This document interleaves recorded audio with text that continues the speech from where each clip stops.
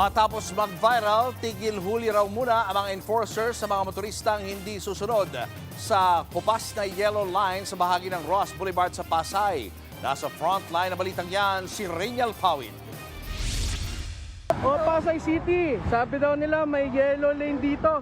Paano nila i-enforce yan kapag wala ka nang makikita na yellow lane? Solid yellow line raw pero hindi na solid ang marka sa daan. Ito ang laman ng viral na pagtatalo ng isang enforcer at motorista sa bahagi ng northbound lane ng Ross Boulevard malapit sa flyover sa Pasay. Nakausap ng News 5 ang motoristang si Francis Arroyo. Kwento niya lagi siyang dumaraan sa Ross Boulevard at 2022 pa nang mapansin niyang kupas na ang linya. Kaya naman para sa kanya hindi makatarungan ang ginagawa umanong panghuhuli ng mga enforcer doon. Unsatisfied because as you can see, there's still cars merging into the overtaking lane. So it's unfair for the motorists coming from Cavitex and wherever else for them to not see this yellow lane immediately and conveniently. Pero bukod sa malabong road marking, isa pa sa ikinadismaya ng motorista ang akusasyon sa kanya na illegal lane change o crossing yellow line. Kahapon, naghain siya ng reklamo sa Pasay Traffic and Parking Management Office.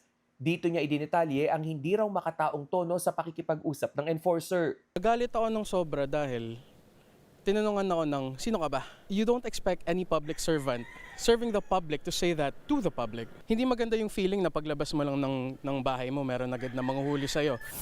Sang-ayon naman ang ilang motorista na ghost line nang maituturing ang road marking. Talagang malabo naman sir kahit araw nga po, di mapapansin yung yellow solid line na yun. Isa yan sa mga problema sa ating gobyerno. Pinasusunod nila yung batas para dyan, pero hindi na nakikita. Sa inilabas na pahayag ng Pasay LGU, sinabi nitong naapektuhan ng matinding init ang ilang road markings sa kanilang lungsod. Dagdag pa riyan ang dami ng mga sasakyang dumaraan at mga nakaraang roadwork. Inilapit na raw nila ito sa MMDA at DPWH na siyang mangangasiwa ng inspeksyon at repainting.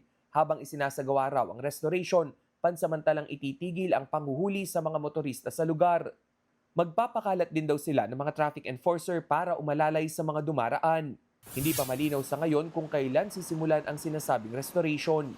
Kanina sinamahan ng News 5 si Arroyo na balikan ng ghost line, pero wala pa rin itong pinagbago. Malabo pa rin at hindi pa napipinturahan. Pinuntahan din ng News 5 ang tanggapan ng Pasay Traffic Management and Parking Office pero wala nang nagbigay ng komento sa insidente. Ayon sa source ng News 5, pansamantala munang hindi pinapasok sa serbisyo ang inireklamong enforcer habang gumugulong ang investigasyon sa reklamo. Inirekomenda na rin ang pagsasagawa ng retraining para sa mga kapwa niya enforcer para hindi na maulit ang kaparehong insidente. Nagbabalita mula sa frontline, Reynal Pawid, News 5. Mga kapatid, Julius Babaw po.